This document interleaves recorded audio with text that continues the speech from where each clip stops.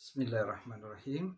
Assalamualaikum warahmatullahi wabarakatuh. Masih bersama saya dengan Muhammad Herwin Hamzah di channel YouTube Herwin Hamzah. Saudaraku, sebelum kita memulai kajian buku tentang ensiklopedia Islam Kafah atau pengetahuan Islam Kafah, maka kita biasakan untuk membaca 5 surat ayat suci Al-Quran, yakni surat Al-Baqarah ayat 51 hingga ke 55. أعوذ بالله من الشيطان الرجيم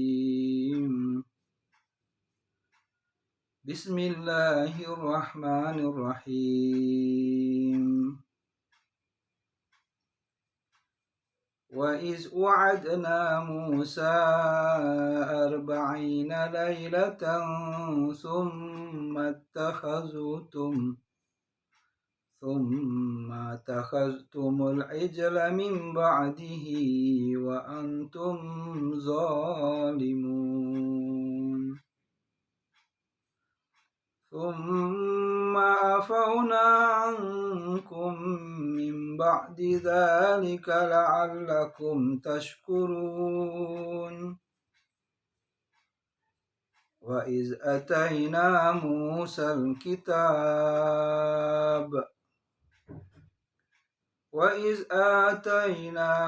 الكتاب والفرقان لعلكم تهتدون وإذ قال موسى لقومه يا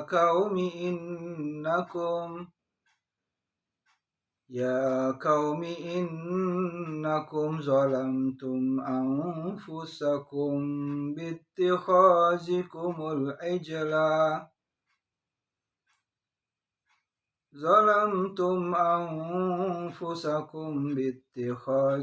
العجل فتوبوا إلى بارئكم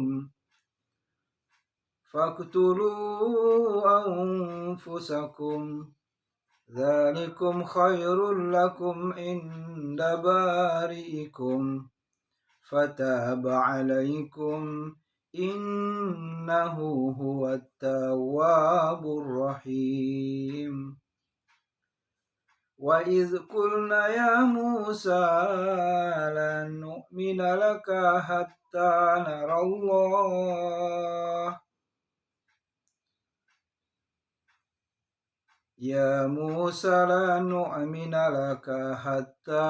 الله زهرة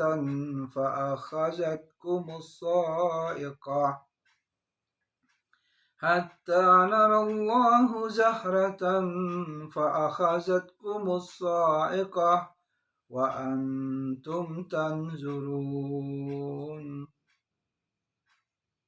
Yang artinya, dan ingatlah ketika kami menjanjikan kepada Musa 40 malam. Kemudian kamu Bani Israel menjadikan patung anak sapi sebagai sesembahan. Setelah kepergiannya dan kamu menjadi orang-orang yang zalim. Kemudian kami memaafkan kamu setelah itu agar kamu bersyukur. Dan ingatlah ketika kami memberikan kepada Musa kitab dan Furqan agar kamu memperoleh petunjuk. Dan ingatlah ketika Musa berkata kepada kaumnya, "Wahai kaumku, kamu benar-benar telah menzolimi dirimu sendiri dengan menjadikan patung sebagai anak sapi, sebagai sesembahan. Karena itu bertobatlah kepada penciptamu dan bunuhlah dirimu. Itu lebih baik bagi dirimu di sisi penciptamu. Dia akan menerima tobatmu. Sungguh dialah Allah yang maha penerima tobat, lagi maha penyayang. Dan ingatlah ketika kamu berkata, wahai Musa, kami tidak akan beriman kepadamu sebelum kami melihat Allah dengan jelas. Maka halilintar menyambarmu sedang kamu menyaksikan." Saudaraku yang dirahmati Allah Subhanahu wa taala, alhamdulillah Alhamdulillahillazi arsala rasulahu bil huda wa dinil haq liyuzhirahu ala dini kulli wa kafa billahi syahida. Asyhadu an la ilaha illallah wa asyhadu anna Muhammadan abduhu wa rasuluh, amma ba'du. Saudaraku yang dirahmati Allah Subhanahu wa taala, masih kita bisa berjumpa dengan rahmat, karunia, kebesaran, keagungan Allah Subhanahu wa taala yang telah memberikan kepada kita berbagai macam nikmat sehat, terutama nikmat iman, sehingga dengan nikmat iman ini kita tadi bisa ada yang sholat tahajud, ada yang bisa sholat ke masjid, ada yang bisa baca Quran. Itu semua anugerah nikmat iman yang tiada ada bandingnya. Saudaraku yang dirahmati Allah Subhanahu wa taala, masih di pembahasan buku ensiklopedi Islam Kafah karangan Syekh Muhammad bin Ibrahim bin Abdullah At-Tuwaiziri. Di video yang ke-30 ini kita masih melanjutkan tentang indahnya mengenal Allah, indahnya mengenal nama-nama Allah, indahnya mengenal sifat-sifat Allah Ta'ala yang maha indah, yang maha agung, yang maha mulia. Saudaraku yang dirahmati Allah Subhanahu wa taala, di Asmaul Husna yang ke-13 ini yaitu Al-Musawwir, yang maha membentuk, yang maha menggambar, yang maha mendesain. Jadi nama Allah Asmaul Husna ini yaitu yang menciptakan makhluk dalam bentuk yang berbeda-beda.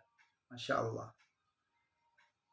Seperti panjang, pendek, besar, kecil, tampan, biasa, di bawah standar, cantik, biasa, nggak cantik.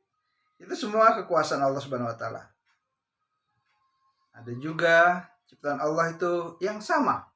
Jadi Allah mampu menciptakan makhluknya atau alam semesta sama, mirip, persis. Tapi Allah juga mampu menciptakan yang tidak sama, berbeda, jauh sekalipun. Misalnya itu dalam penciptaan makhluk manusia, sekalipun dia satu ayah, satu ibu, tapi wajahnya berbeda. Yang kakaknya mancung, yang adiknya hidungnya pesek. Dialah Allah ya musawwir, ya musawwir, ya musawwir. Dialah Allah yang maha membentuk, kemudian menggambar, mendesain, yang menciptakan makhluk dalam bentuk yang berbagai aneka macam ragam. Saudaraku yang dirahmati Allah Subhanahu wa taala, selalu kita membaca surat Al-Hasyr. Surat Al-Hasyr ini surat ke-59 ya. Jadi surat ini insya Allah kalau kita sering baca, Masya Allah, enak, Insya Allah. Dan saya senang sekali baca surat ini. Saya sudah hafal, cuman terjemahannya saya belum semuanya hafal. Maka izinkan saya untuk menyontek dulu di buku Zikir Pagi Sore ya, karangan Syekh Imam Hasan Al-Banna, yang Masya Allah beliau seorang tokoh Ikhwanul Muslimin yang ada di Mesir. Nah, saudaraku yang dirahmati Allah Subhanahu wa taala, kalaulah kita membaca surat Al-Hasyr, maka insya Allah mudah-mudahan dengan rahmat Allah, dengan kebesaran Allah, keagungan Allah Subhanahu wa taala, maka Anda insya Allah bisa menjadi ahli surga, insya Allah. Saudaraku yang dirahmati Allah Subhanahu wa taala, Allah Ta'ala berfirman, A'udzubillahi minasyaitonirrajim, surat ke-22 hingga 24. Wallahu allazi la ilaha illahu alimul ghaibi wasyahadah huwar rahmanur rahim. Wallahu allazi la ilaha illahu al-malikul quddusus salamul mu'min muhaiminul azizul jabbarul mutakabbir subhanallahi amma yusrikun. Wallahul khaliqul bari'ul musawwiru lahul asma'ul husna yusabbihu lahu ma fis samawati wal ardh wa huwal azizul hakim. Dialah Allah yang tidak ada Tuhan selain Dia, mengetahui yang gaib dan nyata. Dialah yang Maha Pengasih, Maha Penyayang. Dialah Allah, tidak ada Tuhan selain Dia, Maha Raja, Maha Suci, Maha Sejahtera, yang menjaga keamanan, pemelihara keselamatan, yang Maha Perkasa, yang Maha Kuasa, yang memiliki segala keagungan. Maha Suci Allah dari apa yang mereka persekutukan. Dialah Allah yang Maha Menciptakan, yang Maha Mengadakan, yang membentuk rupa. Dia memiliki nama-nama yang indah. Apa yang ada di langit dan apa yang ada di bumi bertasbih kepadanya. Dan dialah Allah yang Maha Perkasa, lagi Maha Bijaksana. Masya Allah. Saudaraku yang dirahmati Allah Subhanahu wa Ta'ala, itulah arti daripada surat Al-Hasyr tadi. Jadi keutamaannya sangat banyak, sangat besar di sisi Allah Subhanahu wa Ta'ala kalau kita mengamalkan. Saudaraku yang dirahmati Allah Subhanahu wa Ta'ala,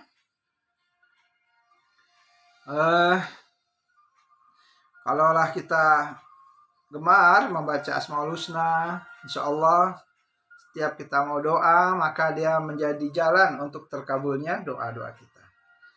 Kalaulah kita gemar membaca Asmaul Husna, maka tentu Allah gemar, Allah senang namanya disebut-sebut.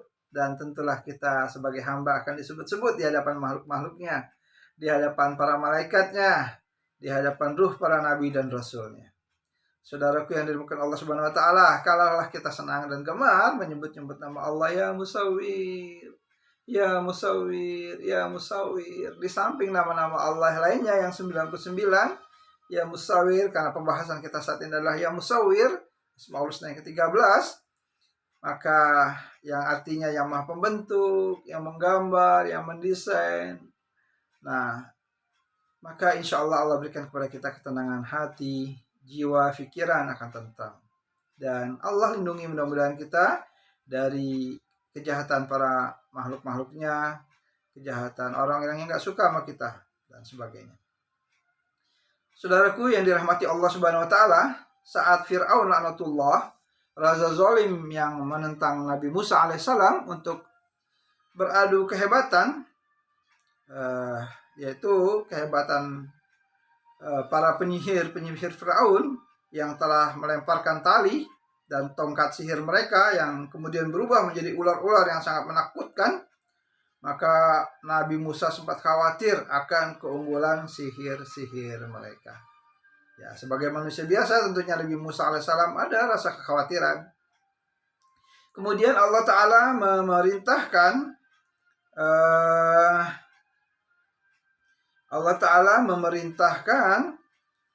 kepada Nabi Musa alaihissalam untuk melemparkan tongkatnya. Hai Musa, jangan engkau takut kepada sihir mereka. Lemparkanlah tongkatmu, niscaya akan menjadi ular yang lebih besar dan menelan ular-ular mereka, sehingga kamulah yang akan menang. Subhanallah, seketika tongkat Nabi Musa berubah menjadi ular raksasa, seperti ular kobra yang besar, seperti ular piton yang kemudian memakan ular-ular kecil milik penyihir Fir'aun.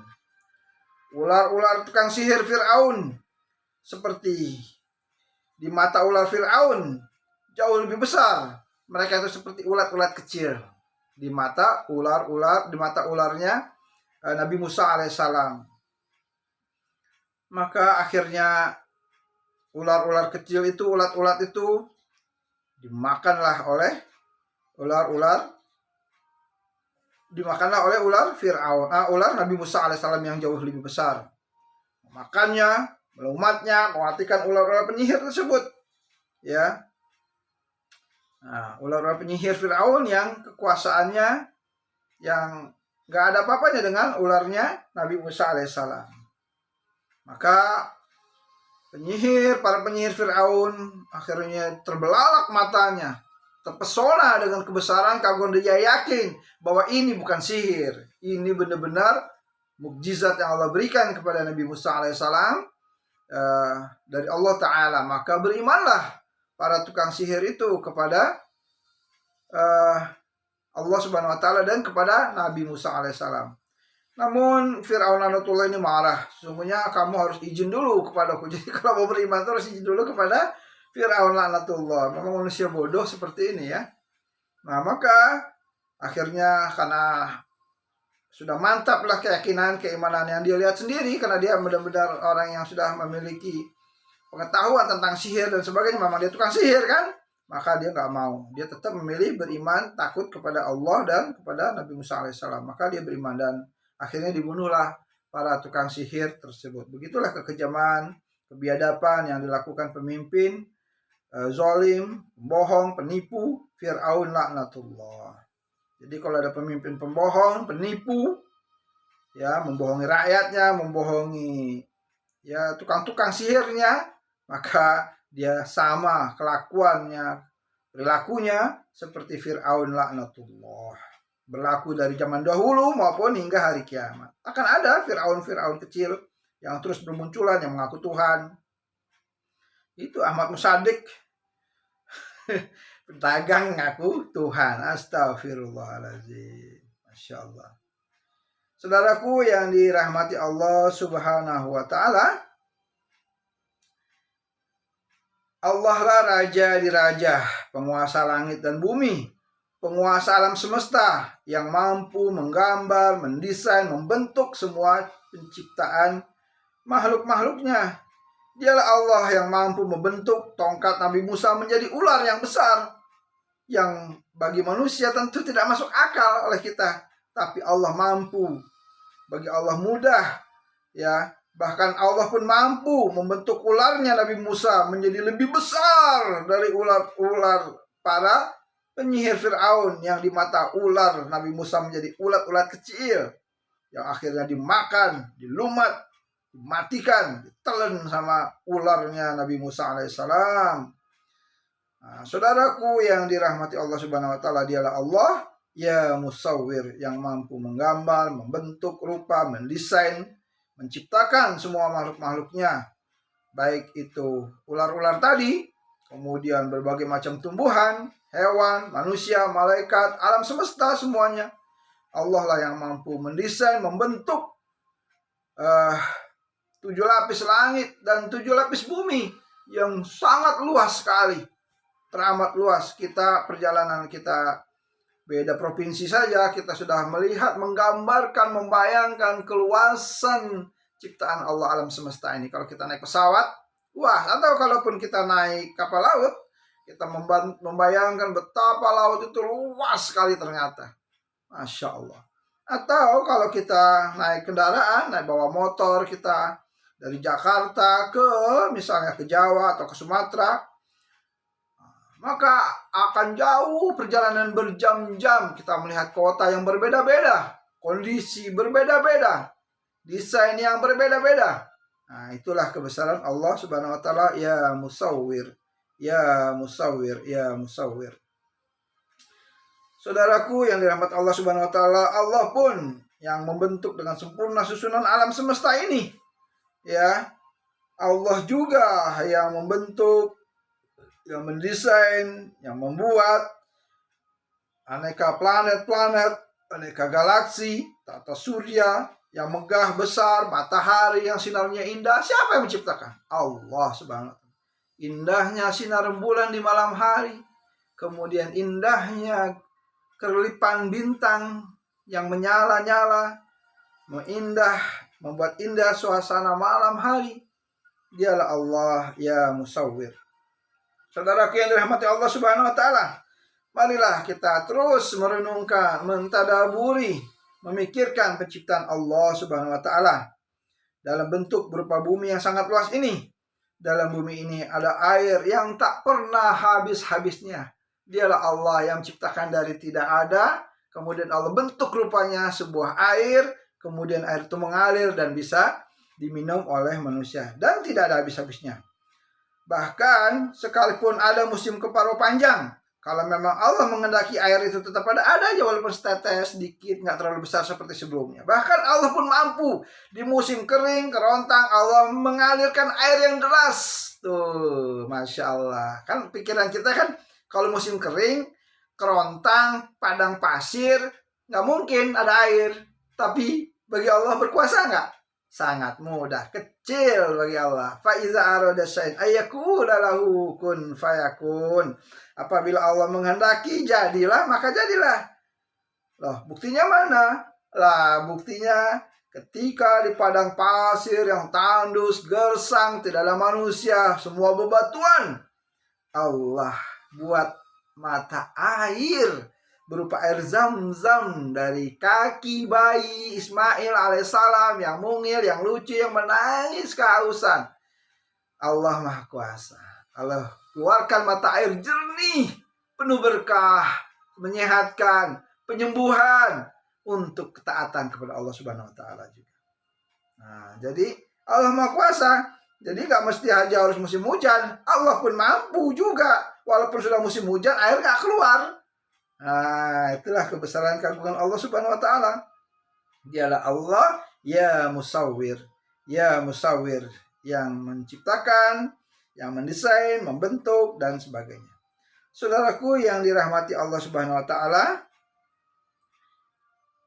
jadi sekalipun ada musim kemarau panjang, kalau memang Allah menginginkan air itu ada, ya pasti ada.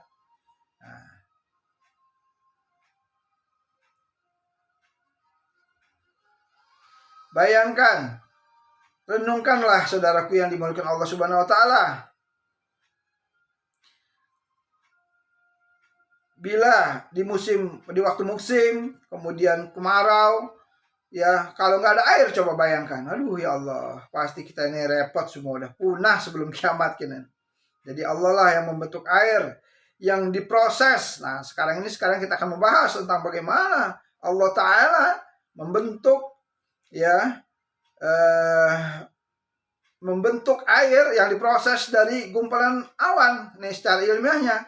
Kemudian Allah proses air itu, diproses dalam gumpalan awan, kemudian terjadilah mendung. Nah, terjadilah apa? Mendung. Maha suci Allah. Kemudian air pun turun ke bumi. Di dalam bumi kemudian air diserap kembali oleh tanah, yang ada sirkus kembali ke langit. Tuh, subhanallah, subhanallah. Proses ilmiahnya adalah ketika berawal dari sinar matahari yang membawa energi panas, ya, yang menyebabkan adanya proses evaporasi. Apa? Evaporasi. Dalam proses evaporasi air ini yang berada di bumi, yaitu dalam lautan, danau, sungai, serta badan-badan air lainnya yang menguap karena panas tersebut, lalu menghasilkan uap air. Tuh, Masya Allah, tabarakallah. Kemudian angin sepoi-sepoi, awan yang berwarna keabu-abuan, kehitam-hitaman, serta suara gemuruh dari langit adalah salah satu ciri sebentar lagi akan terjadinya hujan. Jadi kalau kita suka melihat tuh, ini sebentar lagi akan hujan, maka pastilah berawal, ya ikhtiarnya adalah angin sepoi-sepoi. Kemudian awannya itu berwarna abu-abu kehitaman. Tuh, ciri-cirinya kalau mau datang hujan. Kemudian ada suara gemuruh dari langit. Gluduk, gluduk, gluduk, gluduk, gluduk, gluduk, gluduk. Nah, itu biasanya kita udah mau hujan nih. Kita kan biasa gitu kalau kita dengar, lihat, wah ini awan gelap nih. Ya enggak? Kemudian angin enak. Wah, ini kayaknya mau hujan nih. Benar, setelah itu gluduk, gluduk, gluduk. Nah, itu ciri-ciri bahwa sebentar lagi akan terjadinya hujan. Itu semua proses. Nah, saudaraku yang dirahmati Allah Subhanahu wa taala, di Indonesia sendiri itu ada 3 jenis hujan. Nah, ini pengetahuan nih yang bagi Anda yang pinter-pinter. Saya sih nggak pinter, cuma nyontek doang. Saudaraku yang dirahmati Allah Subhanahu wa taala, di Indonesia ini kita ada 3 jenis hujan nih. Pertama hujan frontal. Tuh, hujan frontal. Ya, ingat ya, nanti dites. Yang kedua yaitu yang bernama hujan orografis. Nah, yang pertama tadi hujan apa? Frontal. Yang kedua hujan orografis. Dan yang ketiga hujan zenith. Ini pun juga berbeda. Hujan frontal, kemudian hujan orografis, kemudian hujan zenith. Ingat ya, satu frontal, kedua orografis, ketiga zenith. Hujan frontal ini, saudaraku yang dirahmati Allah Subhanahu wa taala, karena adanya pertemuan antara angin musim panas. Jadi angin tapi di musim panas yang membawa uap air lembab dan udara yang bersuhu rendah. Kemudian biasanya pertemuan antara kedua perbedaan massa. Maka terjadilah di bidang front, yaitu salah satu tempat yang mudah akan terjadinya proses kondensasi dan pembentukan awan. Nah, dulu nih pertemuan nih. Jadi pertemuan antara angin musim panas, dia membawa uap air nih yang lembab dan udara yang bersuhu rendah. Nah, mereka bertemu nih. Wah, ini kayak pertemuan nih. Pertemuan mau mantenan. Nah, biasanya pertemuan kedua perbedaan massa tersebut terjadi di bidang front, yaitu salah satu tempat yang mudah terjadinya proses kondensasi dan pembentukan awan. Allah ya Karim, Allah ya Musawwir. Hujan orografis terjadi di wilayah pegunungan. Nah, kalau yang kedua, kalau tadi kan hujan frontal ya. Yang kedua adalah hujan orografis terjadi di wilayah pegunungan nih yang sejuk-sejuk atau tempat yang memiliki ketinggian wilayah. Ya, yang memiliki ketinggian wilayah. Proses terjadinya hujan ini adalah adanya uap air yang terbawa ke wilayah pegunungan bertemu dengan massa udara yang bersuhu rendah. Ketemu dari yang tinggi bertemu dengan yang bersuhu rendah nih. Kemudian terjadilah pengembunan, embun ya kan, dan membentuk awan. Setelah awan jenuh, hujan pun turun. Awan bisa jenuh juga nih ternyata, bukan cuma ente dan aneh nih yang bisa jenuh-jenuh. Ya Allah, ya Allah ya Musawwir, ya Allah ya Musawwir. Jadi pertemuan hujan orografis ini terjadinya di wilayah pegunungan atau tempat yang memiliki wilayah ketinggian wilayah. Proses terjadinya hujan itu adalah dengan adanya uap air yang terbawa ke wilayah pegunungan bertemu dengan massa udara yang bersuhu rendah.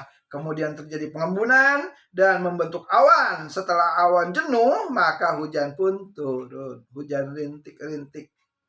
Gitu ya, ada lagunya tuh. Hujan rintik-rintik. Saudaraku yang dirahmati Allah Subhanahu wa taala. Kemudian yang ketiga, hujan ketiga adalah hujan zenith atau yang dikenal dengan namanya hujan konveksi, hujan buatan ya. Hujan ini biasanya terjadi di garis khatulistiwa. Hujan konveksi terjadi karena adanya pertemuan angin pusat timur. Wah, bukan buatan ternyata. Terjadi karena ada pertemuan angin pasat timur laut dengan pasat tenggara, sehingga membentuk gumpalan yang naik secara vertikal karena terjadi pemanasan oleh matahari yang menyebabkan suhu di sekitar menjadi turun. Massa awan semakin bertambah. Sesampainya pada titik jenuh, maka hujan pun turun. Subhanallah, Allahu Akbar, Allahu ya Musawwir. Tuh, banyak pengetahuannya nih kalau Anda nonton di channel YouTube Herwin Hamzah. Gitu, saudaraku yang dirahmati Allah Subhanahu wa taala. Nonton terus ya video-videonya, jangan jenuh.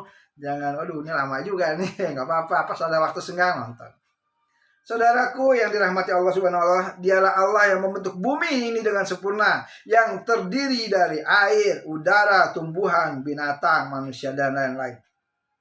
Renungkanlah Allah yang membentuk susunan tubuh manusia. Tuh, sekarang kita beralih lagi ke susunan tubuh manusia nih. Kalau tadi kita tentang air ya, alam semesta, sekarang kita merenungkan, berpikir bagaimana Allah Subhanahu wa taala membentuk susunan tubuh manusia yang didukung oleh sistem rangka. Jadi tubuh kita ini, susunan tubuh kita ini didukung oleh sistem rangka namanya.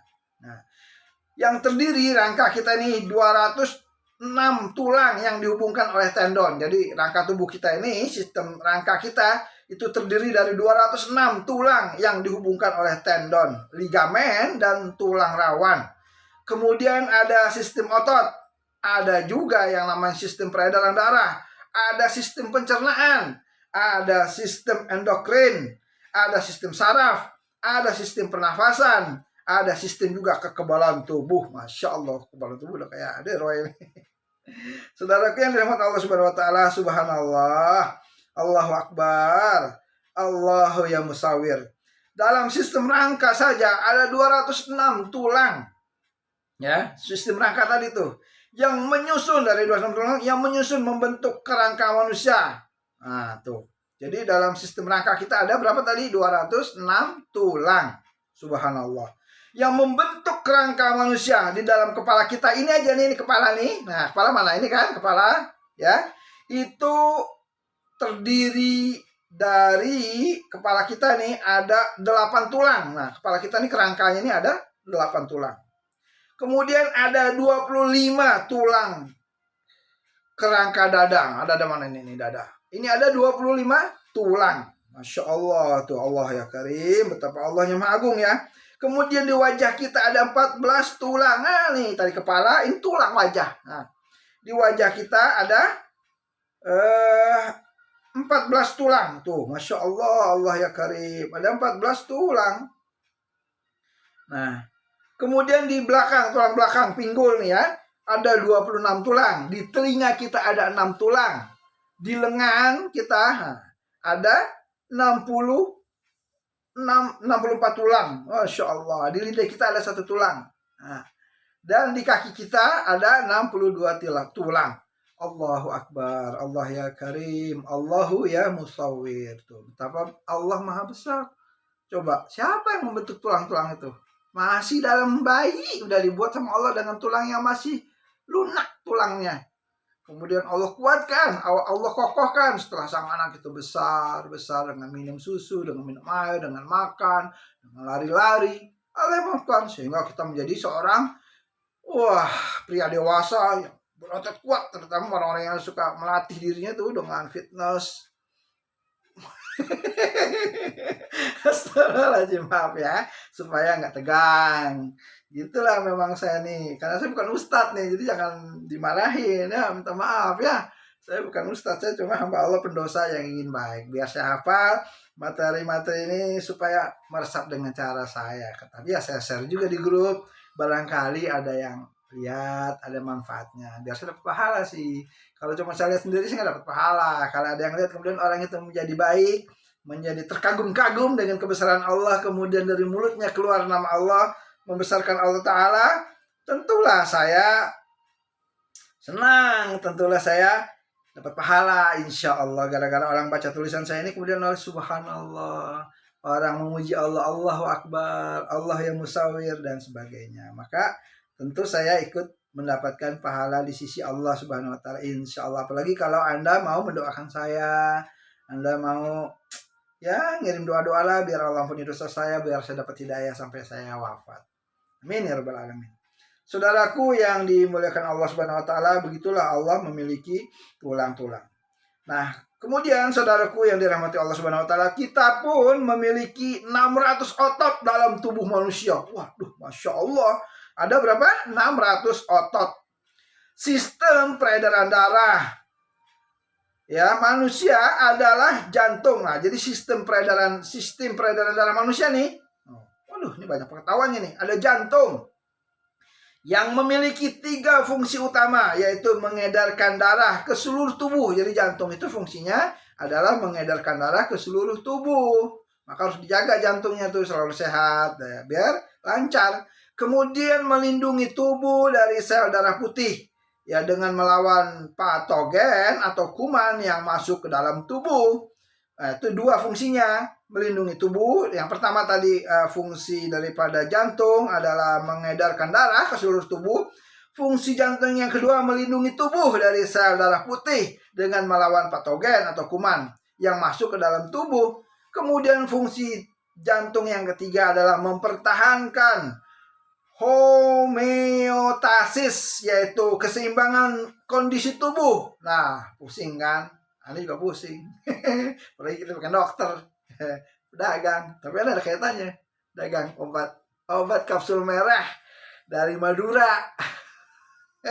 Obat kuat. Beli. Banyak Pak Haji Ustadz udah beli, ya enggak?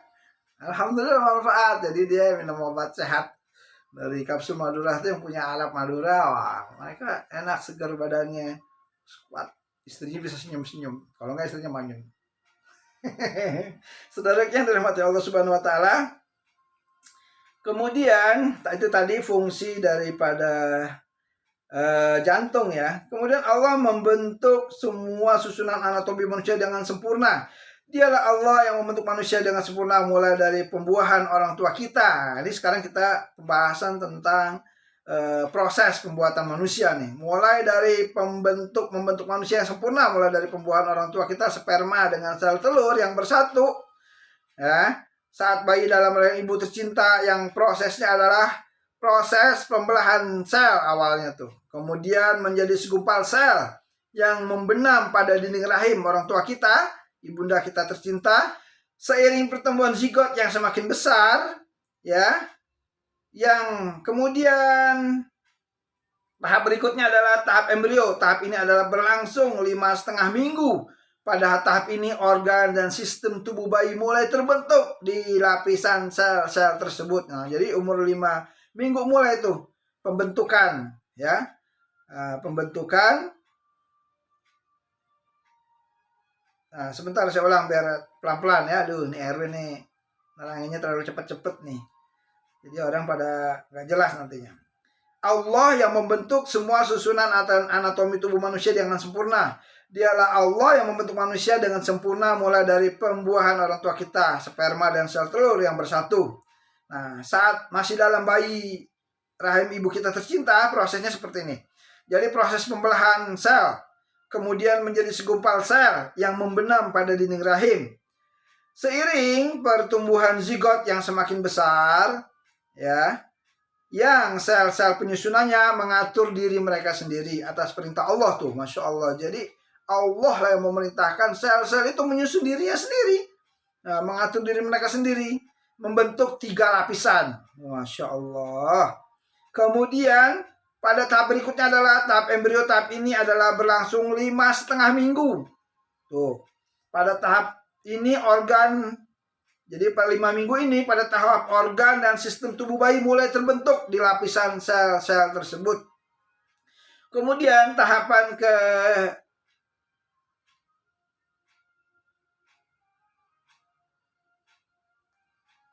ketiga adalah dimulai saat kehamilan, bulan 8 hingga melahirkan. Jadi pada tahap ini Allah sudah membentuk bayi, sudah menyerupai manusia dengan wajah tuh, Masya Allah. Jadi 8 bulan inilah wajahnya udah sempurna, seperti manusia sempurna. Kedua tangan kakinya meskipun pada awalnya cuma memiliki panjang 3 cm, namun ke semua organnya sudah jelas. Tahap ini berlangsung selama 3 minggu dan perkembangan selanjutnya hingga minggu kelahiran. Subhanallah. Allahu Akbar. Allahu ya musawir. Renungkanlah betapa Allah yang musawir, yang membentuk rupa begitu detail, teliti, sempurna dalam penciptaannya. Tataplah saudaraku hasil pembentukan Allah Subhanahu wa taala ini.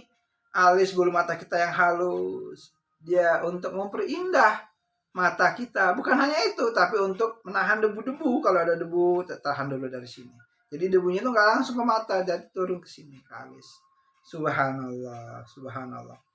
Ya, di sampingnya memperindah mata yang tidak panjang alis ini dengan seperti rambut. Dia juga kan jenisnya rambut kan, tuh bulu-bulu rambut kan, bulu-bulu halus nih. Kalaulah dia bulu-bulu halus ini dia panjangnya sama seperti rambut, bayangkan tuh. Repot kita. Belum alis mata ini nih. Kalau dia juga panjang kayak rambut, apalagi kalau rambutnya itu kayak ibu-ibu. Ah lo, serem. Kayak mak lampir deh. Saudaraku yang dirahmati Allah Subhanahu wa taala, Masya Allah, Masya Allah. Itulah Allah ya, menciptakan alis mata, dia nggak panjang. Coba bila alis panjang itu seperti rambut, tentulah ya akan menutupinya. Kemudian renungkan lagi nih, coba bola mata kita yang indah dibentuk, ya. Bola mata kita ini dibentuk oleh Allah, ditata di wajah bukan di dada tuh. Matanya di sini nih. Coba kalau matanya tadi seperti kemarin saya bilang di sini di kening atau di sini ya Allah, atau di sini ya Allah. Gimana kita? Kalau ini pas kiri kanan bisa lihat kiri. Masya Allah. Ya. Tuh, Masya Allah tuh. Kalau kita merenungkan tuh kebesaran keagungan Allah itu keluar semua itu. Saudaraku yang dirahmati Allah Subhanahu wa taala. Betapa indahnya Allah menciptakan alis, mata kita, ya. Kemudian Allah taala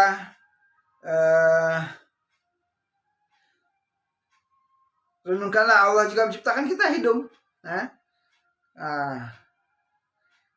hidung kita ini ada bulunya, ya kan?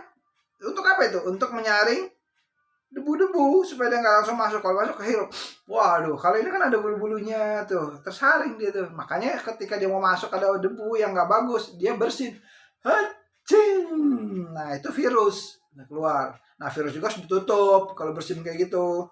Kemudian ditutup, sunahnya ditutup, kemudian baca Alhamdulillah. Nah Nabi Adam tuh waktu lagi masih baru dilahirkan bersin.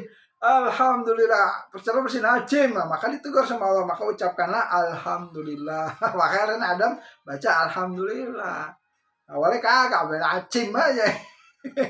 Nah, kemudian suruh baca Alhamdulillah segala puji Allah. Kemudian kotoran keluar, kita bersyukur Allah dapat pahala. Kotoran keluar, badan sehat. Saudaraku yang dirahmati Allah Subhanahu wa taala. Jadi fungsi bulu halus tadi itu untuk menyaring debu yang masuk. Lubang hidung yang menghadap ke bawah bukan ke atas. Jadi ketika di saat hujan deras tentu tidak membahayakan manusia. Saudaraku yang dirahmati Allah Subhanahu wa taala, renungkanlah ciptaan Allah yang sempurna yang membuat kepala kita. Kemudian kepala kita ini adanya di atas. Coba kalau kepala kita adanya di bawah gimana? Aduh, bisa bocor kepala kita jalan pakai kepala, ya Allah. Astagfirullahaladzim. Segala puji bagi Allah, kemudian kepala di atas sebagai bentuk kemuliaan Allah kepada hambanya. Jadi kepalanya itu ada di atas. Gitu. Nah di kepala ini kadang kita untuk menghafal Quran. Makanya kata Ustadz Das Latif, ya, jangan suka nembak orang di kepala, di otak, karena situ banyak hafal Quran. Jadi kalau ada orang nembak kepala, kepala sih nggak ditembak, tapi hatinya ditembak, ya sama aja, dosa juga, terlaknat juga. Jadi orang-orang yang suka nembak orang tuh di mana aja tuh, zaman Firaun suka ngebunuh orang, macam-macam dengan siksaannya. Ada yang bentuknya pakai cambuk, apa dan lain. Kalau misalnya zaman sekarang ini ada senjata pistol bunuh orang, nah ingat aja kalau nggak tobat pasti Allah cari di dunia di akhirat. Matinya susah, dikuburnya di azab, di neraka jahanamnya kekal selamanya. Percayalah insya Allah. Ya, kalau Anda tobat, mudah-mudahan Allah ampuni. Bentuk tobatnya bukan cuma tobat dalam hati, ngaku kalau saya ini yang dulu bunuh. Nah, walaupun nanti dihukum ya nggak apa-apa, nggak ada masalah. Tapi di akhirat selamat. Daripada nggak selamat di akhirat milih mana? Nah, jadi kalau misalnya yang nyuruh, yang memerintahkan, pimpinannya nyuruh membunuh, sama nanti Allah akan cari. Ya, Allah tahu di mana Anda berada, Allah tahu. Jangan kira Allah nggak ngelihat. Allahus Sami'un Alim. Allah Maha mendengar percakapan-percakapan Anda, chat-chat Anda dengan orang-orang yang Anda suruh. Allah melihat semuanya, pembunuhan terjadi di mana, lokasinya di mana, Allah Maha tahu. Jadi jangan main-main dengan Allah Subhanahu wa taala. Lebih baik bertobat, kemudian mohon maaf kepada umat Islam. Mudah-mudahan itu salah satu cara Allah mengampuni dosa Anda. Saudaraku yang dirahmati Allah Subhanahu wa taala, itulah renungkanlah ciptaan Allah yang maha besar, yang maha agung. Allah Subhanahu wa taala begitu sempurna menciptakan, membuat, membentuk rupa.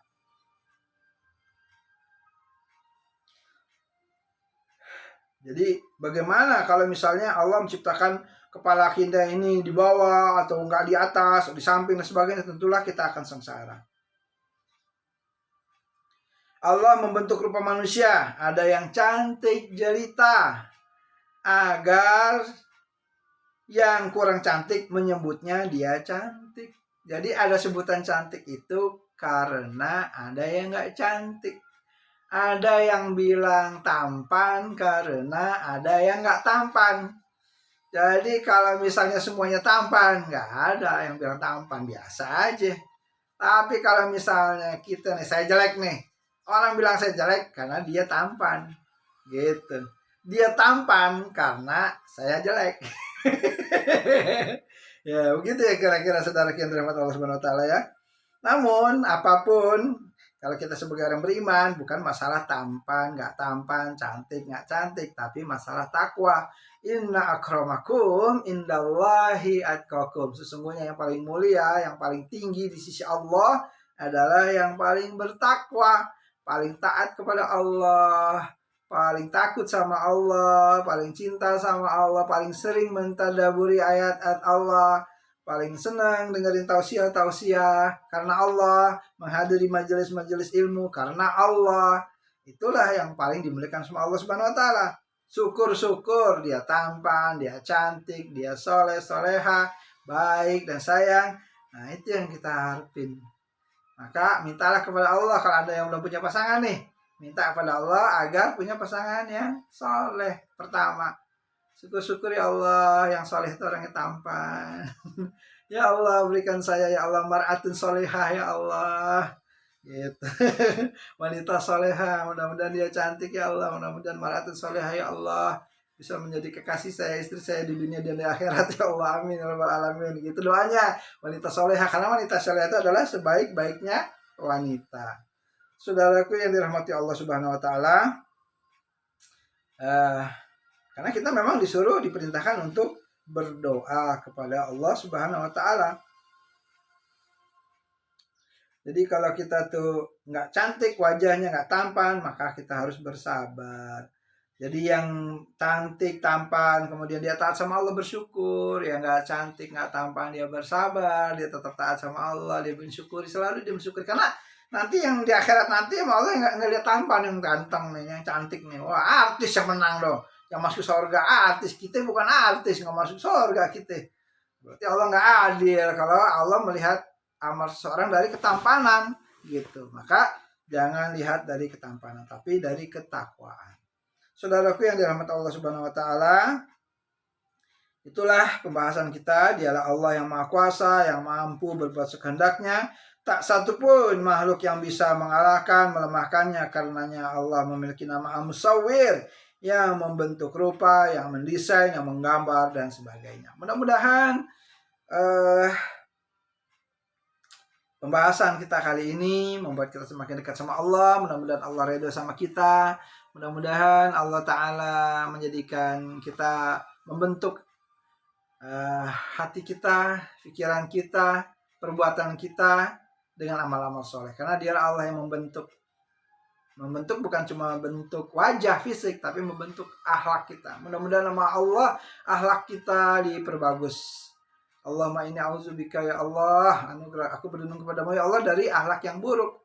Nah, ya Allah anugerahkan kepadaku akhlak yang baik, akhlak yang mulia, akhlak yang seperti dicontohkan oleh Rasulullah SAW. Ya Allah anugerahkan ya Allah, bentuklah ya Allah pikiranku ya Allah, pikiran yang baik-baik aja pikirannya, nggak ngaco-ngaco terus. Mohon Allah, kita ini manusia lemah. Kadang kita manusia ini baik, kadang nggak baik. Kadang kita ini benar, kadang nggak benar. Nah, makanya kita selalu mohon kepada Allah supaya diberikan petunjuk hidayah.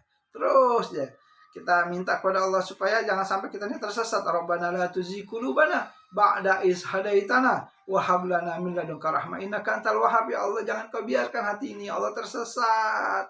Jangan kau biarkan hati ini Allah kembali syirik. Jangan kembali hati ini yang mempersekutukanmu ya Allah. Jangan kembali hati ini ya Allah berbuat dosa, berbuat zina, berbuat minum-minuman haram, berjudi, ngadu ayam. Jangan ya Allah, jangan kembalikan ya Allah. Rabbana la tuzigh qulubana ba'da iz hadaitana wa hab lana min ladunka rahmah innaka antal wahhab. Ya Allah, jangan kau biarkan hati tersesat setelah kau beri kami hidayah ya Allah, beri kami petunjuk terus ya Allah. Atau doa yang lain, ya Allah yang muqallibul qulub sabit qulubana ala dinik, ya Allah yang membolak-balikan hati, jadikan ya Allah hati ini ya Allah untuk senantiasa berada dalam agamamu. Ya muqallibul qulub sabit qulubana ala taatik, ya Allah jadikan ya hati ini yang membolak-balikan hati ya Allah untuk selalu taat hati ini kepada Allah. Jadi hati ini senangnya taat, senangnya selalu berada dalam agama Allah terus, agama Islam istiqomah, nggak murtad ya, kayak artis-artis yang murtad itu ya, nauzubillah. Apa ruginya dia, udah Allah kasih dia nikmat iman Islam ketika baru lahir, dia murtad gara-gara perempuan cantik, bininya cantik, gara-gara duitnya banyak. Ya Allah, bodoh, dungu. Orang profesor, dokter, orang pinter-pinter di Eropa, Di mana-mana pada masuk Islam karena keindahan Islam, kebesaran Allah, rahmat Allah. Ini masuk di luar agama Islam, murtad, keluar dari Islam. Waduh, neraka itu orang. Nauzubillah, summa nauzubillah. Mudah-mudahan ada manfaatnya, saudara yang dirahmati Allah Subhanahu wa taala. Mudah-mudahan Allah senantiasa memberi terus hidayah kepada kita, kepada anak-anak kita, kepada istri kita, kepada kekasih-kekasih halal kita. Mudah-mudahan Allah berkahi. Kalau ada kata yang salah itu karena kebodohan saya, karena kelemahan saya, dan itu datangnya dari saya sendiri. Saya mohon maaf kepada Allah, mohon maaf kepada semua saudara-saudaraku fillah yang dirahmati Allah Subhanahu wa taala. Kalau ada yang kebenaran yang saya sampaikan, itu semua datangnya dari Allah Subhanahu wa taala. Mari kita tutup kajian ini dengan membaca doa penutup majelis. Subhanakallahumma wa bihamdika asyhadu an la ilaha illa anta astaghfiruka wa atubu ilaik. Allahumma sholli ala Muhammadin abdika wa nabiyyika wa rasulika nabiyil ummi wa ala alihi wa sahbihi wa sallimu taslima adada ma ahata bihi ilmuk wa khata bihi qalmuk wa ahsahu kitabuk wardallahumma an sadatina Abi Bakrin wa Umar wa Utsman wa Ali wa anis sahabati ajma'in wa anit tabi'in wa tabi'ihim isanin ila yaumiddin. Ya Allah, limpahkanlah salawat atas junjungan kami Nabi Muhammad SAW, abdimu, nabimu dan rasulmu, nabi yang ummi, atas keluarganya. Limpahkan salam sebanyak apa yang diliputi oleh ilmumu dan dituliskan oleh penamu dan dirangkum oleh kitabmu. Dan ridhoilah ya Allah para penghulu kami, Abu Bakar, Umar, Utsman, Ali, dan para sahabat semuanya, dan para tabi'in, dan tabi'ut tabi'in yang baik-baik hingga pada akhir zaman. Subhana rabbika rabbil izzati amma yasifun, wassalamun ala mursalin, walhamdulillahi rabbil alamin. Assalamualaikum warahmatullahi wabarakatuh.